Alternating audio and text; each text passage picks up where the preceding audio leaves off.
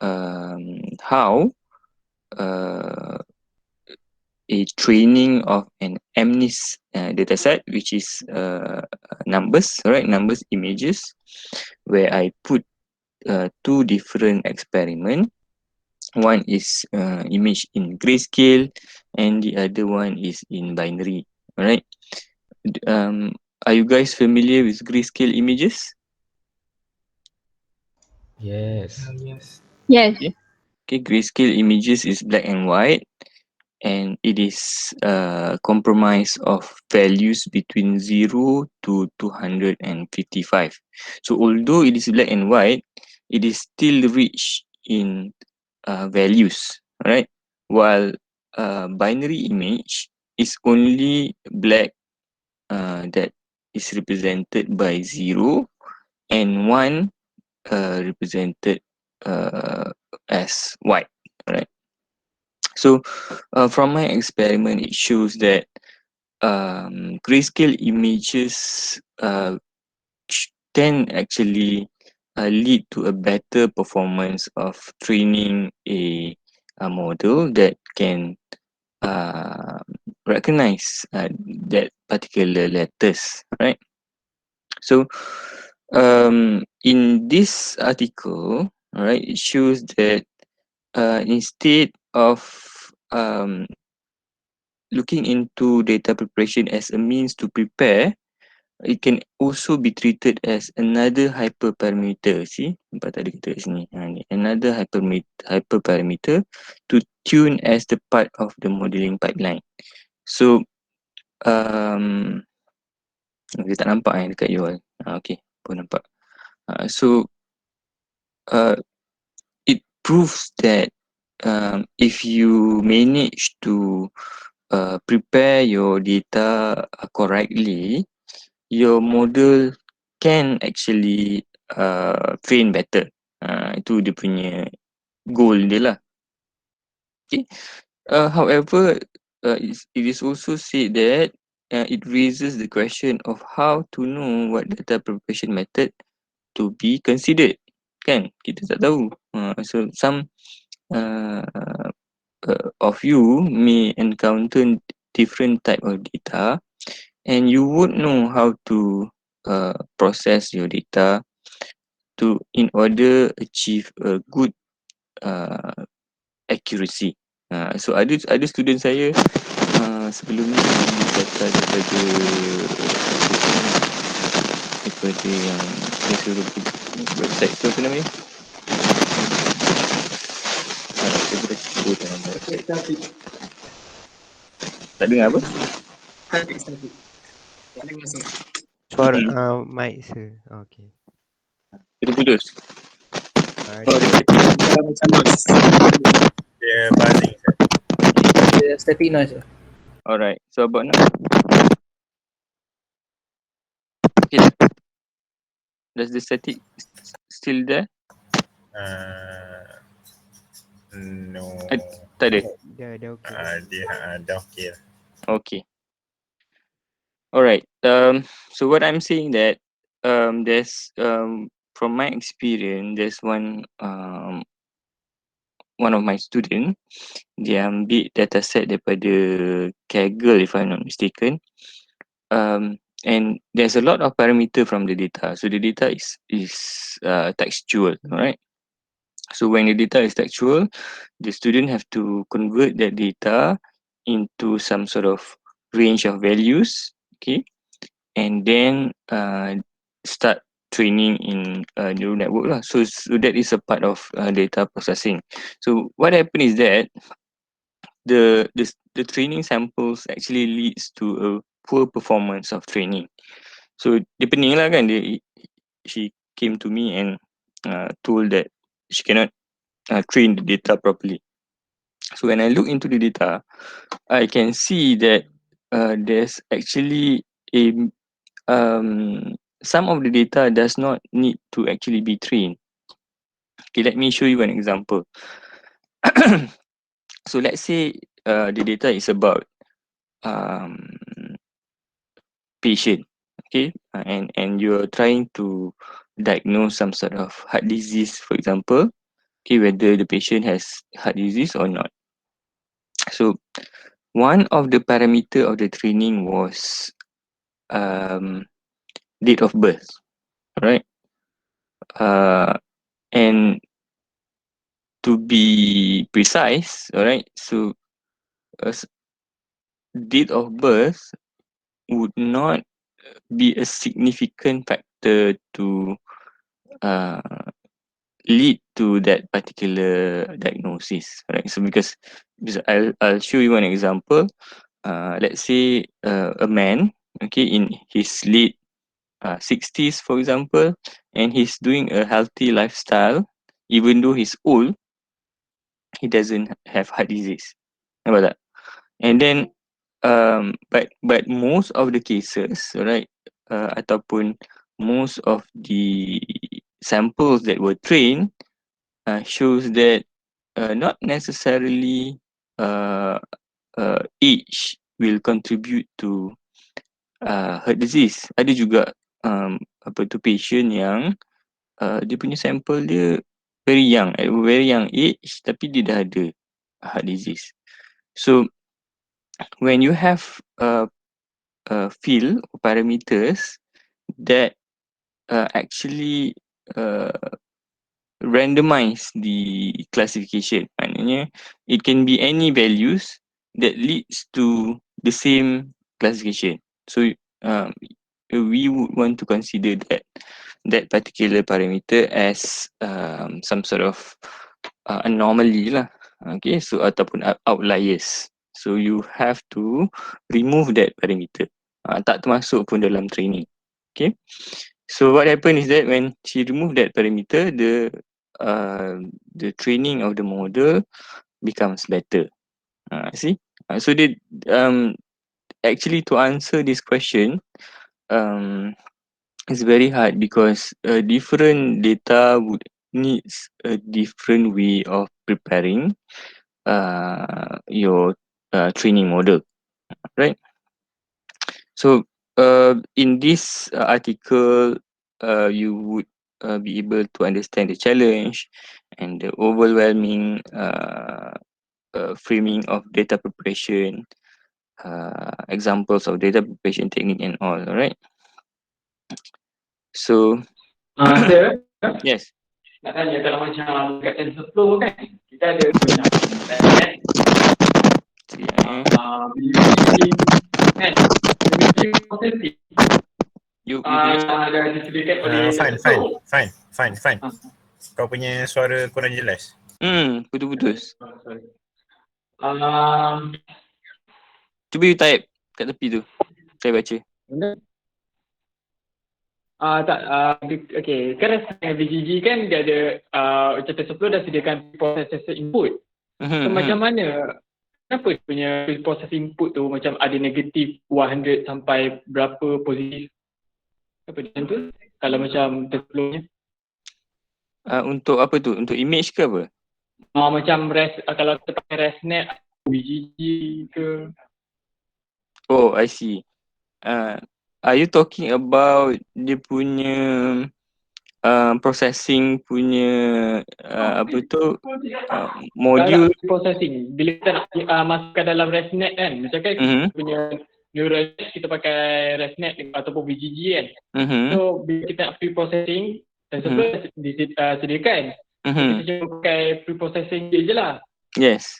Tapi dia punya pre-processing dia tu nilai dia macam sikit, macam 200 sampai macam positive something, tak ingat saya dah dia apa. Is it the parameter? The parameter of the model? Macam before kan dia contoh RGB dia sampai 0.255 je kan. Tapi Yes. after pre-processing dia akan jadi macam negatif. Lepas tu nanti positif apa entah, tak ingat dia je. I see. Okay. First of all, you have to look at the method that you use. Contohnya macam TensorFlow, dia akan ada TensorFlow dot which library, and that class library has what method, right? So if you use that, you have to look into the parameter. Dia ada dia punya explanation. So this parameter will return apa? they return what value. So the value that was written is from what value to what value. So everything I think is already explained, and usually yang return value negative tu adalah actually it's not pre-processing, is I don't know, I haven't seen the code yet, but you can share it to me and I can have a look. So my guess, my wild guess would be the one that you were talking about is activation function, is it? So some Tak. Dia apa ni, yang pre-process input. Kan macam process. like for MNIST kita divide, okay, nak tukar jadi grayscale, binary, kita nak normal data dia, kita bahagi by 2 second kalau untuk MNIST. Tapi kalau untuk macam saya train, saya nak fit into reference, saya kena pre-process input je. Tapi pre-process input macam pelik, tak tahu kenapa. I see. Nanti you share dengan saya. Probably because image dia ada banyak format juga. So it can be in RGB, it can be in HSV, and then dia ada lagi apa tak lagi. Let me think. I can't remember the name, but dia punya parameter dia still hasilkan RGB value. Alright. But parameter dia ada sedikit berbeza. Nanti saya share dengan you. So because I'm opening one example here. Okay, let me see if I can share it to you. Sekejap contohlah saya bagi So ini adalah contoh because I'm working on something. Nampak tak? Kat sebelah tu ada color conversion. See? This is RGB to HSB. Nampak tak? Can you see? Yes. Nampak. Okay. So RGB can be represented into hex code or INT value je lah, macam ni 0, 0, 210, and this is the color. So kalau dia dalam HSV, dia punya value dia memang pelik. Value dia tak macam RGB, dia masih lagi 3 value. So the value is 240, saturation 100, value of the V ni, I'm not sure what is V, is 82.4. So let me add more green for example. So saya tambah green, lepas saya convert. Tak ada effect. Yep. Sikit sangat green. So let me add more.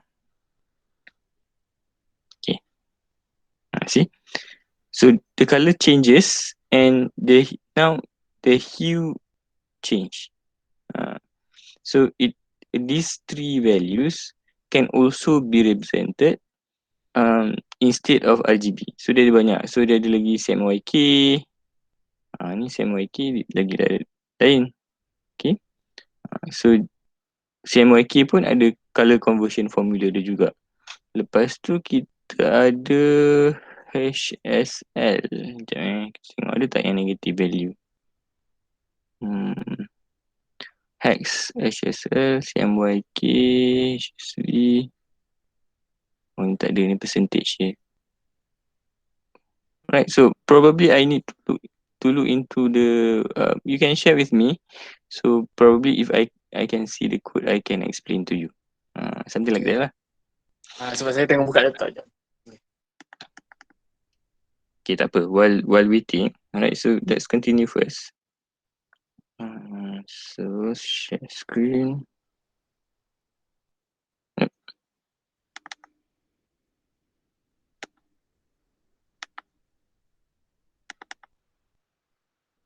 See. Alright. So you can read this, right? So there's a lot of this is a reading material for all of you, right? So your data preparation. So in this example here, what is shown in the article is that data for this one is more towards if your data set is like, for example, rows and columns of value, alright? So macam dalam UCI machine learning tu kan, you ada data yang macam ni kan, data pasal heart disease, data pasal oyster, okay, ataupun wine data. So this data consists of rows and column that has values, right? So the data preparation framework shows that kalau you nak manipulate row, it can be either removing duplicates, outlier removal.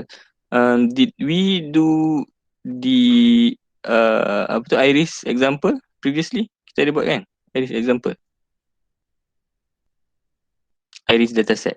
Did I show you iris dataset? Dah kan?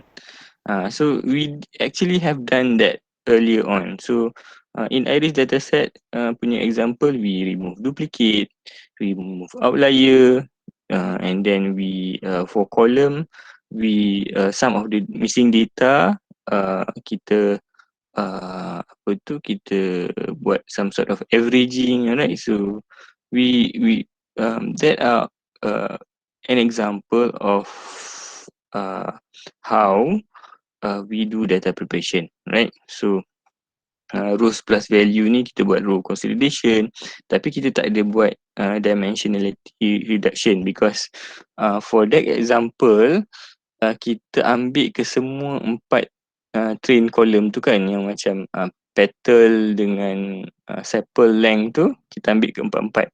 So sebenarnya kalau you buang salah satu daripada sepal value, tak silap saya, ataupun you train dekat petal sahaja, so it you reduce the dimension. Okay, we call it dimensionality reduction, right? Macam contoh yang saya cakap tadi lah, kita buang satu kolom sebab kolom tu dia tidak mempunyai meaning ataupun tidak mempunyai relationship to show the classification of the flower.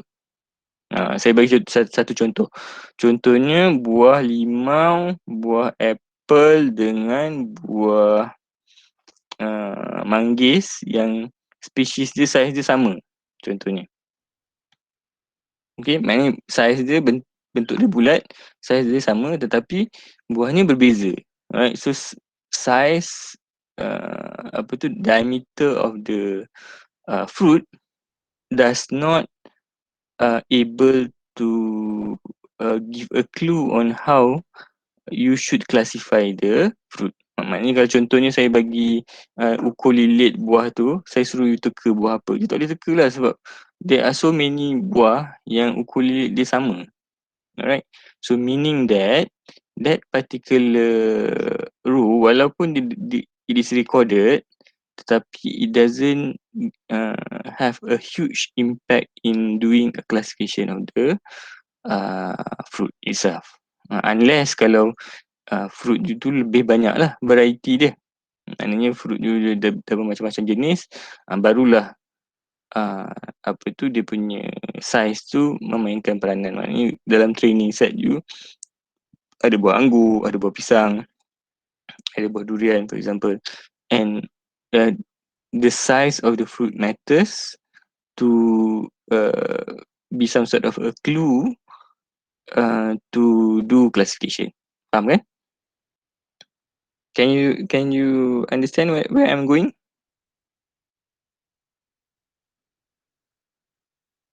Faham.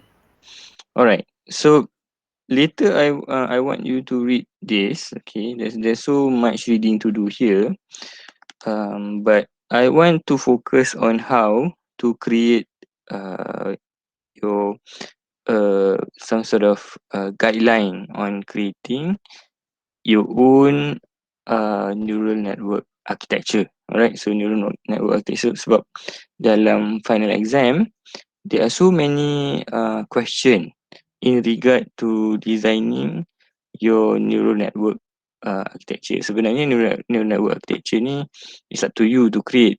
You can create apa tu, your own network architecture design depending on what you're gonna do. Okay, bila you create tu, you nak create design yang pelik-pelik. But you have to have a purpose to it lah. So kalau you bantai je buat sebarang-sebarang neural network, probably your network won't train very well. Okay, imagine if I have a table like this. For example, kan. So ada ID and then species, for example, and then okay, kita ada apa lagi? Sisik, and then warna, for example, kan.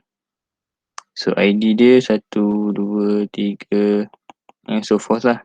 Okay, ni ada ikan merah, sisik ada warna merah. Lepas tu kita ada ikan kembung, sisik tak ada warna, apa tu warna ikan kembung apa? Hitam. Kita ada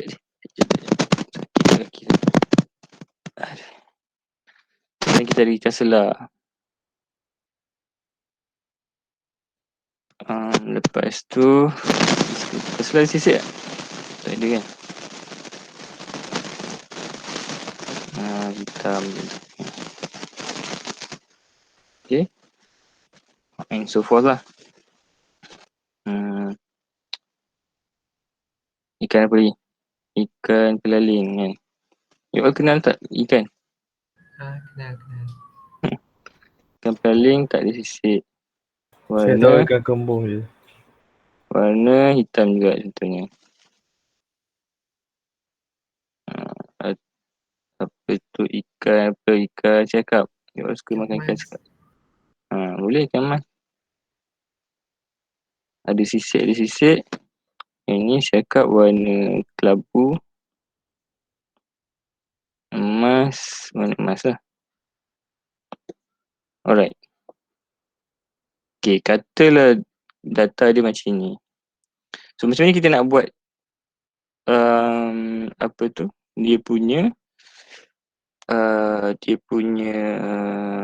neural network architecture. How would we want to create our neural network architecture? So first of all, input kita ada berapa? 4. Input ada 4. Kenapa ada 4? 3. Input ada 3. 3. Ya. Okay, contoh So 1, 2, 3 apa? Dia punya ni. Dia punya Sisik, warna. okay.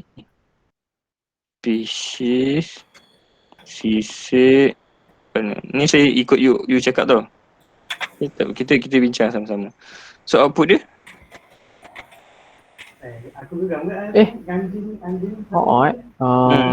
Dua lah patutnya. Sisik warna Okay. Dapat tak air sekali species. Okay. So akhirnya species. See, nampak tak? You punya how you think. Alright. So species. So bila kita buat macam ni, this process is to determine the input to output kan? Betul tak? So which one is an input, which one is an output. So selalunya kita punya this is our label, right? So this is label.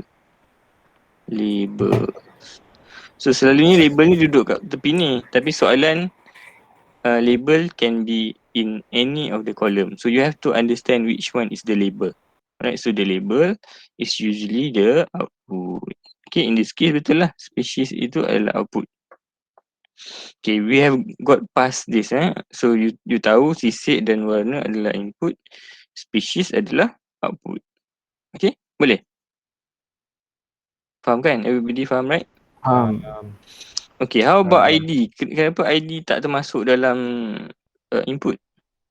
Sebab ID tak determine the species. Okay, good. Because ID does not determine the species. Ada juga case mungkin tak datang kelas ke, for example, right? So ID pun dia masukkan sebagai input. So salah, tak mau. ID memang tak akan dianggap sebagai species. Alright. So selalunya soalan tu dia dah bagi tahu dah. Dia nak berapa layer dengan berapa neuron. Okay, kalau dia bagi layer saja neuron tu, it doesn't matter, right? So neuron, kalau you buat macam ni, kalau dia kata nak 2 layer, you buat macam ni. Okay. You punya bahagian sini confirm betul. Kalau you ikut soalan. Soalan kata nak 2 layer, buat 2 layer. 2 hidden layer. Okay, kalau nak soalan tu nak 1 hidden layer, 1 hidden layer. Right, because kenapa soalan tu dia punya bentuk dia macam tu? Sebab the creation of the number of layer is depending on your experiment. Alright, bila you create your own machine learning model, you have to experiment lah. In awal-awal dengan parameter asalan yang you buat untuk you punya machine learning model may not give the best accuracy, so you have to run several times in order for you to get the best model, so that best model can be represented into a real a real working system, alright, that can be used dekat mana-mana lah. Okay, so with that being said, okay, so sekarang kita nak tengok betul tak jawapan yang input tu mesti macam ini dan output tu mesti macam ni. So again, nampak tak ni, neuron ni kan, neuron ni kita nak determine berapa banyak species. Cuba tengok balik. 6. 6 kan, betul tak? Okay, sekarang bila 6, sebenarnya bukan spesies ni, sebenarnya nama ikan. Tak kita buat ni. Saya tukar nama ikan lah Patutnya keluar Kita- nama ikan tu 6 lah kan. Yes. So tak apa, don't worry. Alright, so I'm going to explain why, right? So boleh je kalau you nak buat satu neuron. But if you create one neuron for species, it's not the neural network model will have a very hard time to differentiate the species itself depending on the the activation function that you need to use. Ada activation function yang dia pun macam ReLU kan. ReLU is like this if I'm not mistaken. Right? So dia boleh activate lebih daripada, katalah dia ini adalah R contohnya, R value, so R dia boleh lebih daripada 1. Nampak? Lebih 3. Lebih 1. Okay. Macam lambat tak keluar dekat skrin. Okay. Alright. So boleh lah kalau nak buat macam ni. Tapi a better design of your neural network, okay, let me show you better design would be species ni output dia kita buat 6 lah. Maknanya satu neuron represent satu ikan. Ni saya lukis balik semula. 1, 2, 3, 4, 5, 6. Okay, so each neuron represent dia lagi ke habis bateri lah. Habis bateri. Saya tak charge. Represent ikan contohnya. Tulis pakai jari je. Okay. Alright. How about the input? Okay, kita tengok balik. Ada 2. Ya, okay, kalau GR. So about, nanti saya explain kenapa 6 ni. Okay. So how about input? Input kita ada sisik. Okay. Sisik tu walaupun sisik tu dia dua je, so we don't have to create two. Alright, kenapa? Sebab sisik tu dia alternate. So ada sisik adalah satu, tak ada sisik kosong. So okay, betul lah, sisik satu je. Okay, sisik we have one neuron to represent. It's either ada sisik ataupun tak ada sisik. Right, so how about warna? Okay, so warna ni walaupun dia ada banyak ni kan, warna again, warna can be RGB. Tadi kan RGB, nampak tak? So kenapa warna tu RGB? Because of generalization. Warna walaupun ikan tu ada warna merah, ada warna kalau ikan contohnya ikan merah kan, ikan merah bersisik, memanglah ikan merah tu warna dia merah, tapi dia ada variance of merah. Ikan merah yang satu dengan ikan merah yang kedua, merah dia mungkin tak sama. So you would have some sort of RGB values. Alright. So again, yang pentingnya tentukan input dengan output dia. Yang kat tengah ni hidden layer dengan neuron dia adalah berdasarkan soalan. Alright. So this is one example. What if ada lagi satu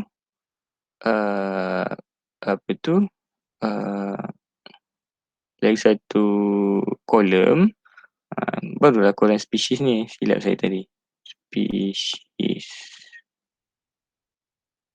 Kacau. Yep. Which is ikan tak boleh pakai jari. Laut dengan ikan sungai. Alright. So now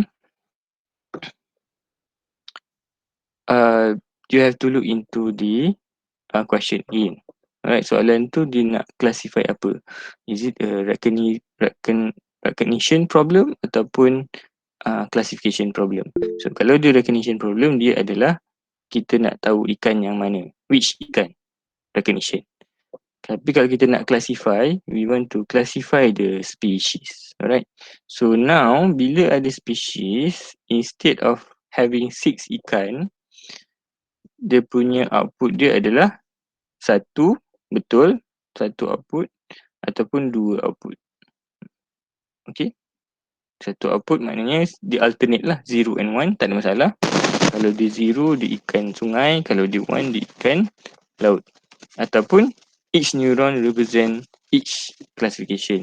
So mana-mana neuron yang nilai dia satu, dia adalah that particular species. Alright, so let me explain about apa beza kalau saya buat dua neuron dengan satu neuron. Okay, so what's the difference? So kalau satu neuron, dia berkongsi activation. Saya cakap dalam bahasa Melayu, sorry. Activation. Nak bagi you faham.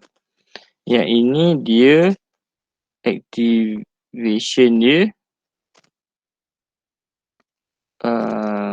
hanya untuk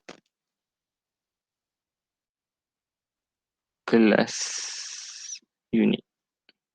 Okay, maknanya kalau kelas tu ada 6, contoh macam tadi tu kan, kita nak buat problem untuk recognition, you bayangkan a range of again, this is depending on how your activation function works, and most activation function macam sigmoid ataupun hyperbolic tangent, dia ada range dia. Okay, so sigmoid punya range ni adalah 0 to 1, dia punya activation. So kalau you pecahkan kepada 6 bahagian kan, 1, 2, 3, 4, 5, 6. So ada 6 garisan. So each point in the range of 0 to 1 is that particular fish name. Okay, jenis fish yang kita nak recognize tu lah. So this is where it gets hard for the network to actually classify the problem. Kenapa? Sebab contohnya kalau dia jatuh dekat sini, kan, value dia 0. Kalau 1, 2, 3, 4, 5 is 0.25 each, katalah dia 0.2 kan. So of course 0.2 is nearer to this part. Dia akan dekat dengan yang nombor 2 ni lah. So whatever ikan yang dekat sini akan, kalau kita punya output tu 0.2, dia akan classify dekat sini. Tapi there's a very little room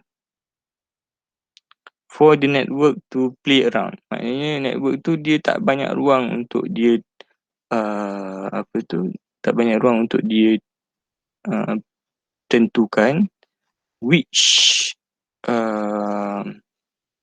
classification that actually belongs to. So susah dia, ruang untuk dia buat keputusan tu sempit. Tapi kalau dia buat kelas yang unik, so kita ada 6 range. We have 6 range. Saya buat ni rapat sikit. 6 range of value between 0 and 1. So whatever neuron has a higher value, so katalah neuron ni pun activated juga tapi dia rendah. So I know that the highest activation is the class. Dia tak akan effect. Maknanya activation untuk ni dia tak akan effect dengan neuron yang lain. Nampak tak?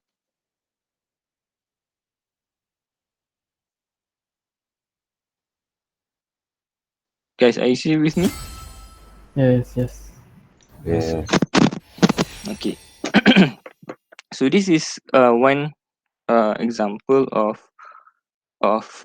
creating your neural network model based on the data that is given.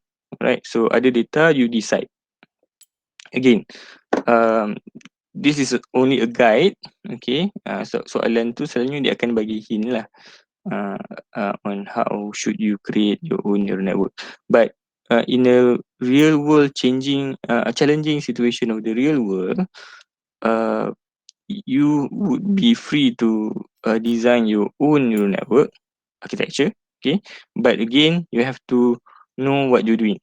Bukan dia nak cakap macam it's your freedom to design your own neural network. So you bantai je, nampak neural network tu lawa, but then you don't know the reason behind why you design your neural network like that. Okay, so everything that you do must have some sort of reason to it, right? Kalau understand.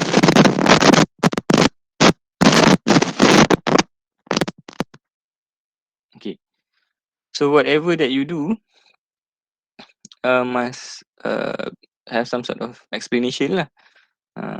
Contohnya macam tadi tu, color tadi kan, RGB. Tapi it can be you don't want to use RGB color. Okay, you nak pakai CMYK. Okay. So kenapa you nak pakai CMYK instead of RGB? So there's a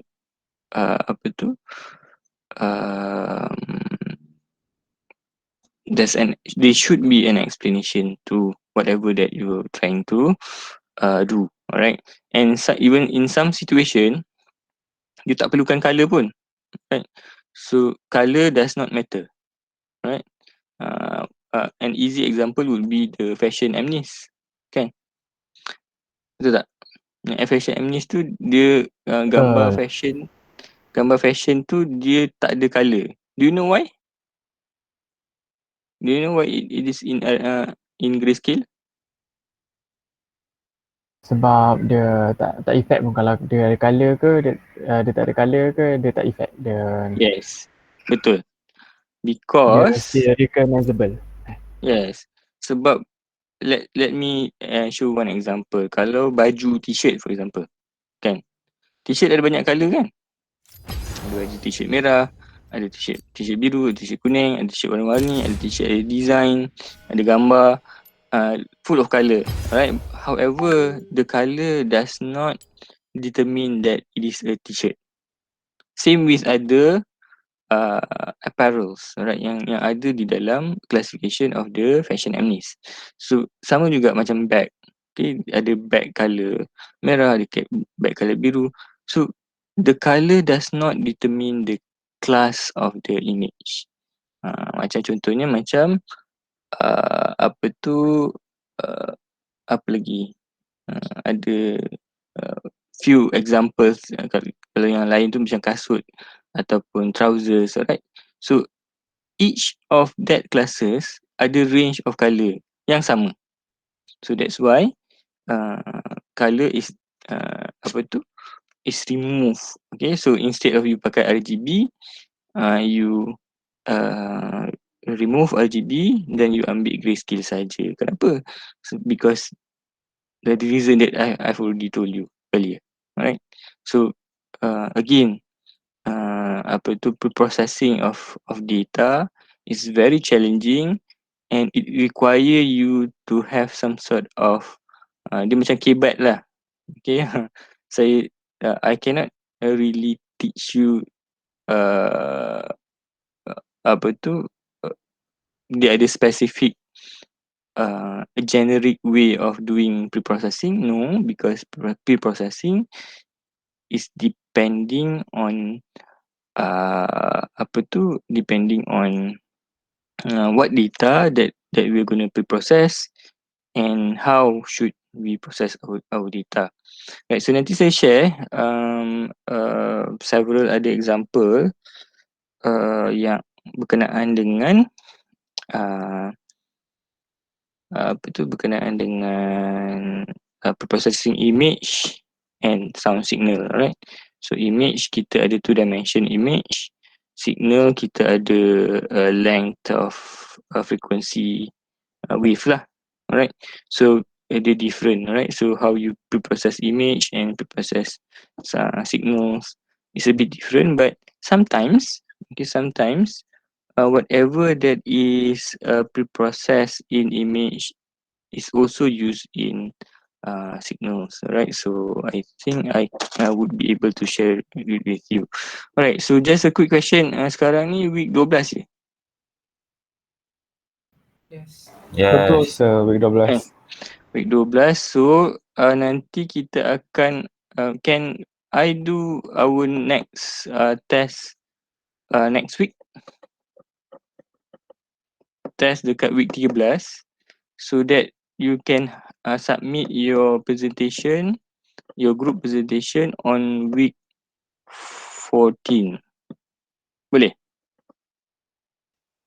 Boleh sir. Okay, test dia tak adalah susah sangat pun. Test 2, so it covers sampai unsupervised lah. Unsupervised learning. So untuk image dan juga signal processing, dia akan masuk dekat image dengan signal masuk dekat final exam.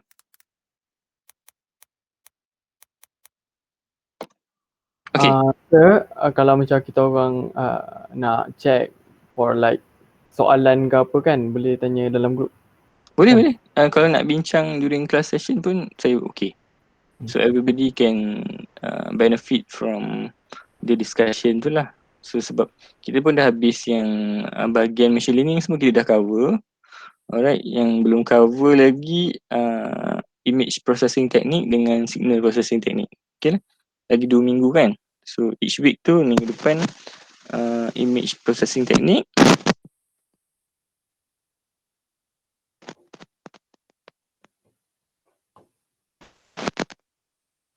Sir cut off. Sekejap. Ni dengar. Dengar.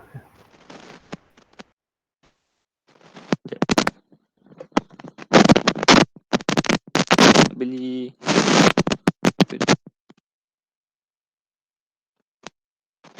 Tak dengar balik. Okay, boleh. Okay dah. Alright. So everybody agree kalau kita buat macam tu?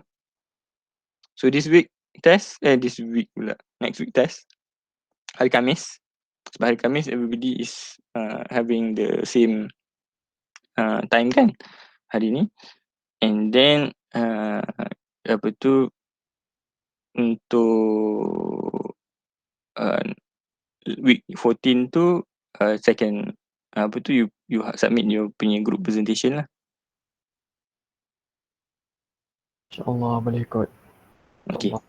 Okey sir. So saya nak tunjuk lagi satu. Okay, sekejap saya nak tunjuk lagi satu. Okay.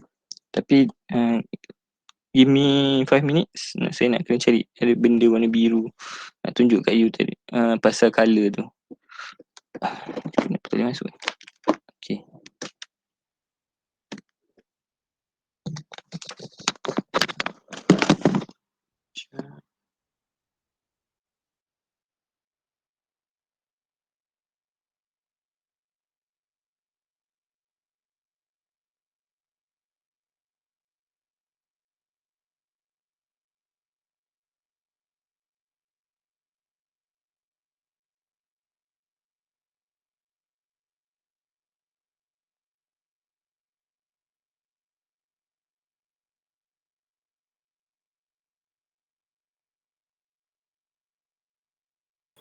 Sir?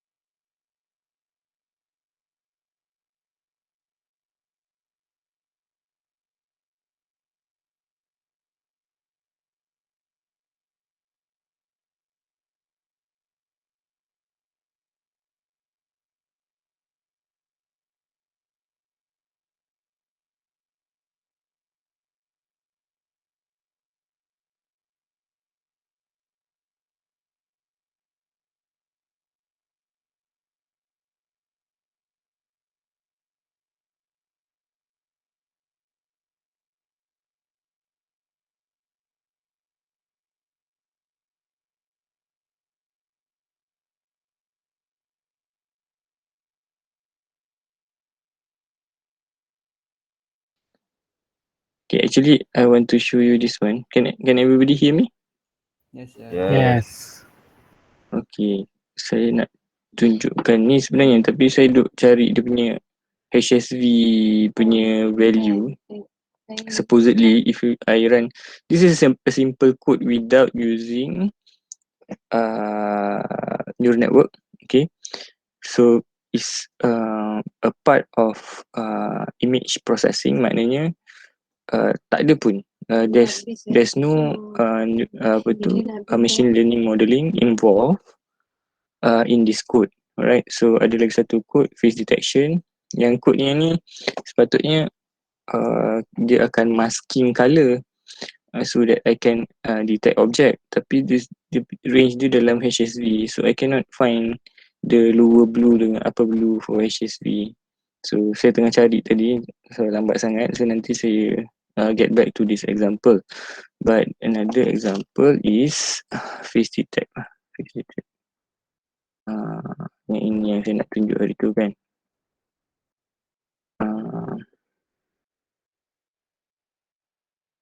Python webcam.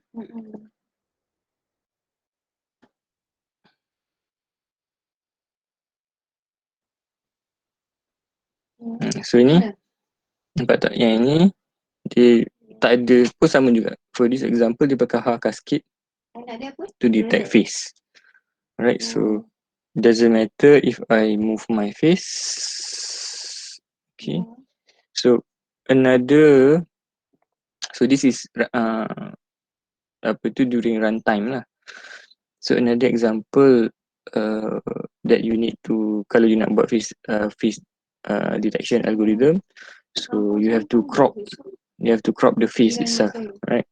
So mula-mula detect dulu face kat mana, lepas tu crop. So tapi kod ni dia ada problem juga lah. So nampak bila saya tiltkan kepala saya, dia tak detect. Dia mesti tegak ataupun sengit sikit boleh boleh. Tapi kalau saya sengit terus, tak boleh lah dapatkan face detection. Right, so this is one example.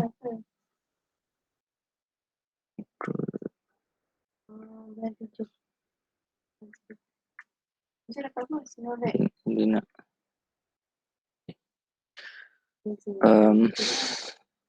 so I'm trying to find the HSV for lower and upper blue. Ada tak HSV lower blue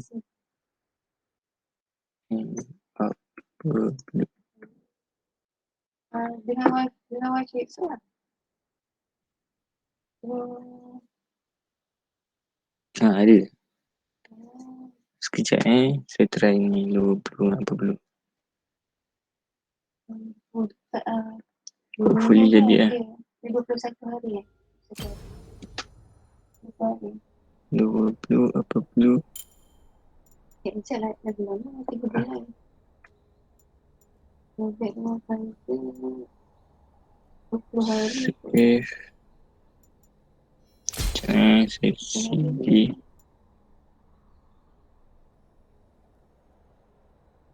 Ni pakai ni pun masuk. Okay, yang ni boleh.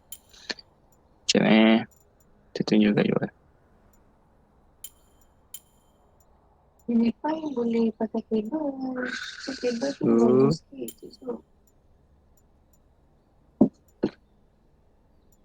let me share again. Test screen. Share. So I found this website that shares apa tu, range of blue and red. So saya ambil blue to show you this example. Okay. Kalau let's say later you need kan, so you know where to go. If you can see, I have to adjust again, so because ada noise ni nampak dekat hujung kalau tengok dia punya kamera tu, dekat hujung saya punya gambar ni dia ada shades of blue termasuk dalam range color yang saya pilih lah, which is this one. Kod dia macam ni. So this is the low blue and upper blue So what the code does is actually it tries to detect blue object, right? So I have this nampak tak Lego punya toy ni. So it only detects this thing. Dia detect warna ni je benda ni. So it removes the background totally. Background kat belakang ni selain daripada warna yang ada pada objek yang saya pegang ni. Okay, walaupun objek ni kadang-kadang tangan saya tutup separuh, but if you manage to get a glimpse of this object without so much noise in the background, okay, this is processing jugalah. So this is another example of processing. So this is video processing. Can you see, by the way? Yes. Yes. So ini block of Lego tu lah.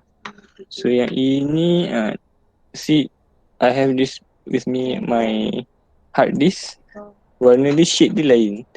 So still with lighting and all, I need to adjust the range of color. Alright, so how about kertas ni? Kertas ni warna biru. Kertas ni boleh. So because this particular paper is in the same shade that I've set up in my my range of color, so I managed to get classify. Ni tak sampai classification lagi. Ini baru preprocessing of the color itself to remove other background if color would be beneficial for you to do some sort of object recognition and all. Alright, especially kalau makanan kan. Kalau makanan dia ada warna-warni kan. So probably kalau sambal ke dia boleh detect sambal, ayam goreng dia detect ayam goreng contohnya. Things like that. Apa lagi barang warna biru tadi saya pegang. Okay, penutup botol cap. See? So I have with me this bottle cap. So again, although still there's so many noise, but if you can get some sort of image of the bottle cap, so your neural network won't have a problem understanding that it is a bottle cap. Alright. So any question? Soalan? Jadi saya share lah kod-kod ni. Kod-kod kalau you boleh guna ke kan. So I will share with all of you. Okay, sir. Sir. Kita tengok yang saya dah kasih dekat chat. Okay, dekat chat tu Aku tengok 2 kali tadi. So tengok sekejap. Saya tengah buka pre-process input IC this one. So bila you pakai ni, data format dia none. Dia return apa? Pre-process. Ni pakai ResNet Macam BGG pun dia ada, DensNet pun dia ada. Biasanya like yang application dia ada pre-process input. Okay, dia kata kat sini pre-process it returns the image are converted from RGB to BGR. Dia terbalikkan. And then each color channel is zero centered with respect to the ImageNet dataset without scaling. Okay. So image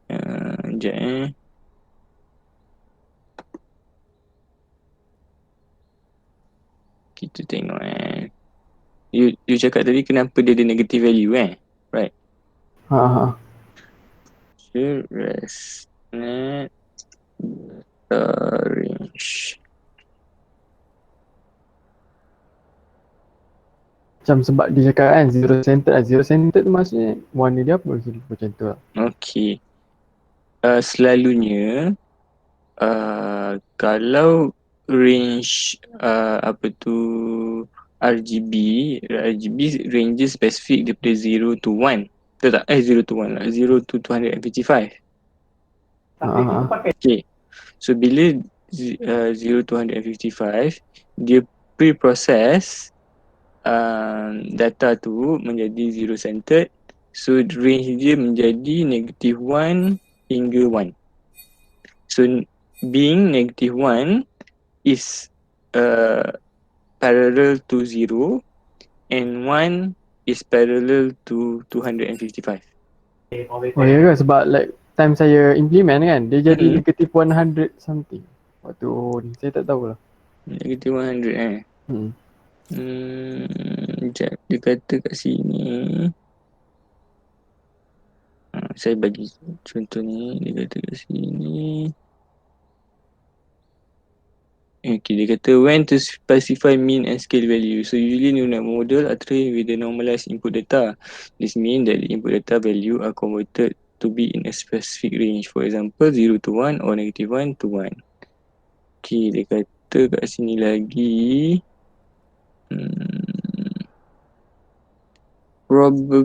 Okay, dia jadi 100 Dia jadi beratus-ratus kan? So Dia negative 100 something. probably dia tak scalekan lagi. Dia jadi BGR.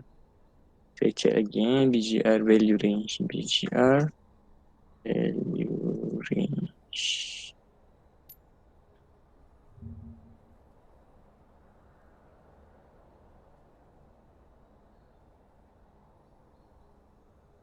Okay, tak ada masalah. BGR value range ni dia just invert dia. Red, green, blue tu jadi blue, green, red. Tapi tak ada negatif kat sini. So dekat yang link yang you bagi tu, macam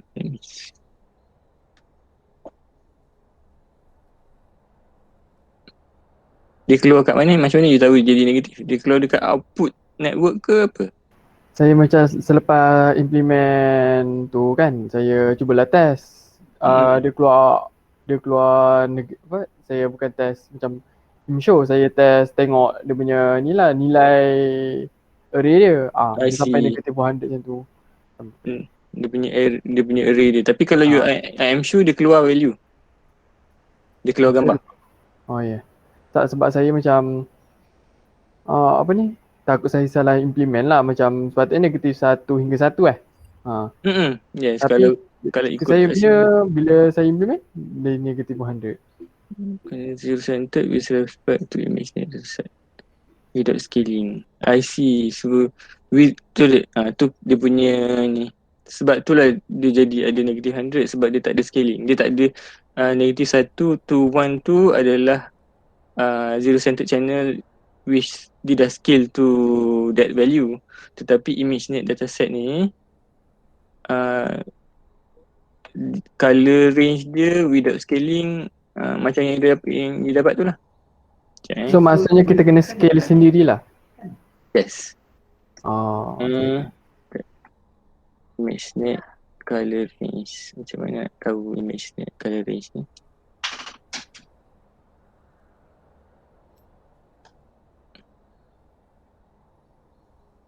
Saya nak confirmkan dia punya color range dia.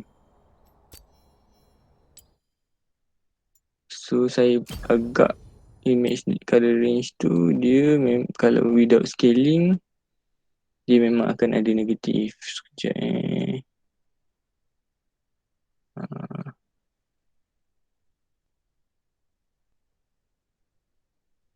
sebab kadang-kadang bila color tu dia invertkan, color in the inversion of the color tu dia jadi negatif.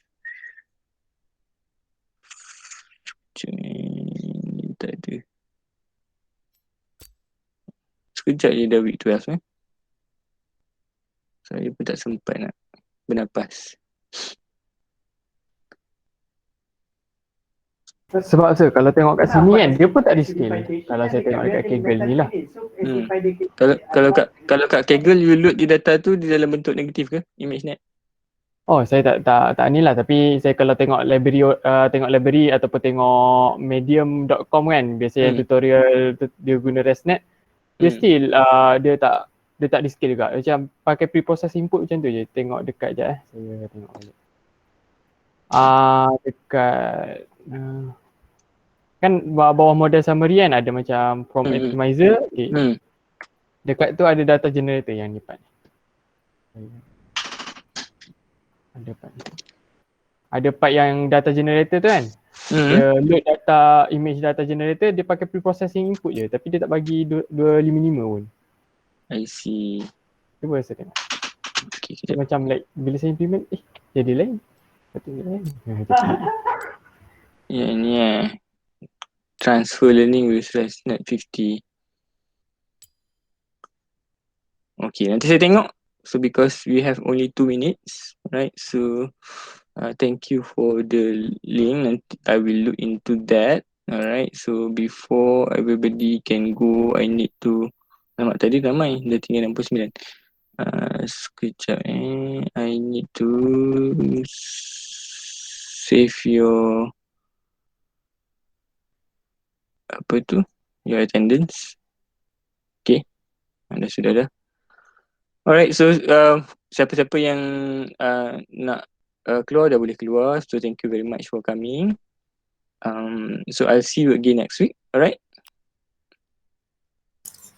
Okay. Thank you, sir. Thank you, sir. Thank you, sir. Welcome. Thank you, sir. Welcome.